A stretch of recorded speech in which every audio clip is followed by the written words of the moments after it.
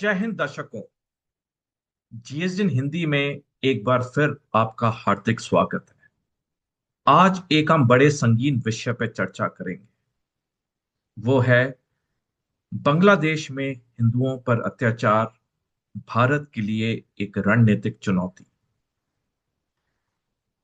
पिछले साल 5 अगस्त 2024 को जब बांग्लादेश में सरकार बदली, उसके बाद से आए गए दिन बांग्लादेश में हिंदुओं पर हमले होते आए हैं। मंदिरों को बर्बाद किया जा रहा है। धर्म के ऊपर तो बांग्लादेश में खुलेआम लड़ाई छिड़ चुकी है। और ऐसा कोई दिन जाता नहीं है जब कोई दुखद घटना का वहां से खबर नहीं आती है, जहां पे किसी हिंदू को मारा हो या मंदिरों को वहां बर्बाद किया। लेकिन जो ये हिंदुओं पे अत्याचार है, ये बांग्लादेश में नई बात नहीं है। 1971 में भारत ने जब पाकिस्तान को युद्ध में हराया और पाकिस्तान के दो टुकड़े किए, बांग्लादेश एक राष्ट्र के तौर पे उभरा। 2 साल बाद 1973 में बांग्लादेश में पहली जनगणना या सेंसस हुई, जिसमें ये आंकड़े निकल के आए कि बांग्लादेश में 14.6% हिंदू हैं।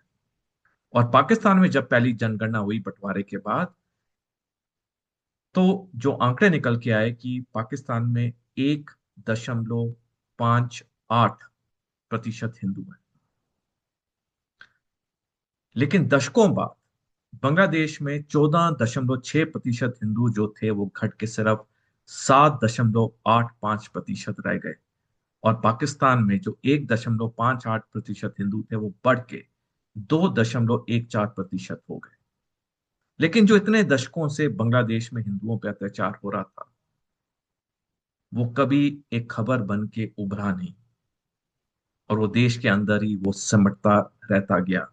लेकिन जब 5 अगस्त 2024 को बांग्लादेश में बड़ा सैलाब आया, जिसमें शेख हसीना को 45 मिनट में अपना देश छोड़ना पड़ा, उसके बाद से आज तक, जैसे मैंने पहले कहा, आए गए दिन वहां पे खबर आती है कि किसी हिंदू आदमी की हत्या हो गई हो या मंदिर को वहां तोड़ा गया हो। ये जो सारा बांग्लादेश में हो रहा है, ये भारत के लिए एक बड़ी रणनीतिक चुनौती भी बन रहा है। पिछले साल 9 जुलाई को जनरल अनिल चौहान, जो कि भारतीय सशस्त्र बल के चीफ ऑफ डिफेंस स्टाफ है, उन्होंने बयान दिया, जिस तरह से चीन, पाकिस्तान और बांग्लादेश की नजदीकियां बढ़ रही हैं, ये आने वाले समय में भारत की सुरक्षा और अखंडता के लिए दिक्कत पैदा करेंगी। और पिछले साल 17 मार्च को जनरल उपेंद्र द्विवेदी, जो कि भारतीय थल सेना के सेनाध्यक्ष हैं, उन्होंने बयान दिया था कि भारत के लिए टू फ्रंट वॉर पॉसिबिलिटी नहीं है, रियलिटी है। यानी कल्पना नहीं है, वास्तविकता है। दशकों जितनी टाइमलाइंस सार्वजनिक डोमेन में है, ये सब उस तरफ इशारा कर रही हैं कि 2030 के बाद कभी भी चीन, पाकिस्तान, भारत पे टू फ्रंट वॉर करेंगे। बेशक बांग्लादेश सैनिक तौर पे भारत के खिलाफ मोर्चा खोले ना खोले, लेकिन हमें बांग्लादेश के लिए सैनिक तैयारी करनी होगी, जो हमने 5 अगस्त 2024 से पहले नहीं की थी, क्योंकि हमें यकीन था उस वक्त तक कि बांग्लादेश और भूटान हमारे अटूट मित्र हैं। लेकिन सब कुछ, जैसे मैंने कहा, 2024 अगस्त में बदला। और हाफ फ्रंट, जिसकी हम बार बार बात करते हैं, वो तो भारत में सक्रिय है ही है। यानी इस वक्त भारत के सामने 3.5 फ्रंट वॉर की चुनौती है।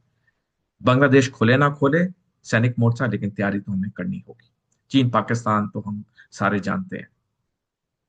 पिछले साल 23 दिसंबर को अमेरिका के रक्षा मंत्रालय ने अपनी संसद को एक रिपोर्ट सबमिट की, जिसमें साफ लिखा है कि चीन के लिए अरुणाचल प्रदेश एक सैनिक लक्ष्य है।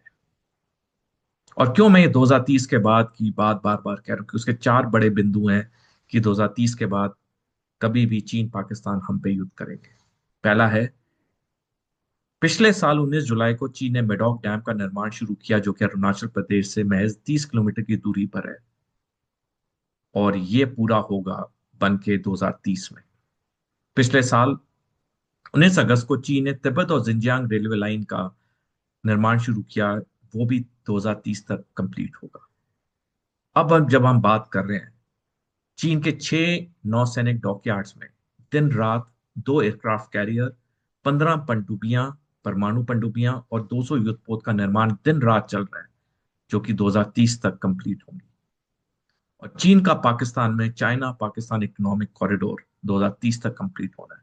ये चार बिंदु साफ दिखाते हैं 2030 के बाद कभी भी चीन पाकिस्तान हम पे युद्ध करेंगे।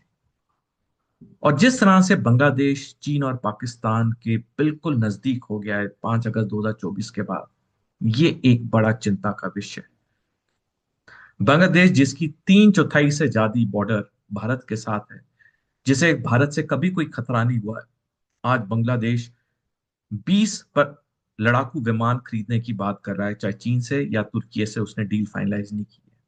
बांग्लादेश ने एयर डिफेंस सिस्टम लगाने की प्रोसेस शुरू कर दिया है। बांग्लादेश के अंदर आए गए दिन पाकिस्तानी सेना के बड़े अफसर आते हैं। ये सारी चीजें साफ दिखा रही हैं कि बांग्लादेश के मंसूबे भारत की तरफ ठीक नहीं है। इसलिए मैं बार बार कह रहा हूं, हमें 3.5 फ्रंट वॉर के लिए तैयारी करनी होगी। तो ये बांग्लादेश में जो हिंदुओं पर अत्याचार हो रहा है, जो मंदिरों को तोड़ा जा रहा है, और साथ साथ में ये जो अब बांग्लादेश भारत के लिए एक रणनीतिक चुनौती बन रहा है, ये एक गहरा विषय है। और इसके लिए भारत को आर्थिक और सैनिक तैयारी में बहुत बड़ा इजाफा करना होगा। हमारे पास 5 साल का समय है।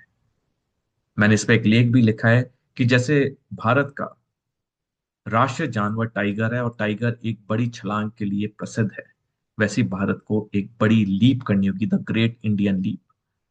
हमारे पास 5 साल का समय है और तभी हम इस 3.5 फ्रंट वॉर के लिए पूरी तरह तैयार होंगे, अगर हम 5 साल में ये बड़ी छलांग मारेंगे। धन्यवाद दर्शकों। मेरा आपसे अनुरोध है कि आप इस प्रोग्राम को लाइक करिए, फॉरवर्ड करिए, कमेंट जरूर करिए, क्योंकि आपके कमेंट अमूल्य हैं। वो मेरे को बताते हैं कि अगला शो कैसे करना है, और ज्यादा से ज्यादा इसको फॉरवर्ड करिए। ये बहुत अहम विषय है। हर भारतीय को जानना बहुत जरूरी है कि भारत के ऊपर कौन सी चुनौतियां दस्तक दे रही हैं, जो 5 साल बाद वास्तविकता में बदल सकती हैं, जैसे कि हमारे सेनाध्यक्ष ने भी कहा पिछले साल 17 मार्च को। और सबसे अहम मेरा विनती है कि चैनल को जरूर सब्सक्राइब करें अगर आपने अब तक सब्सक्राइब नहीं किया है। जय हिंद।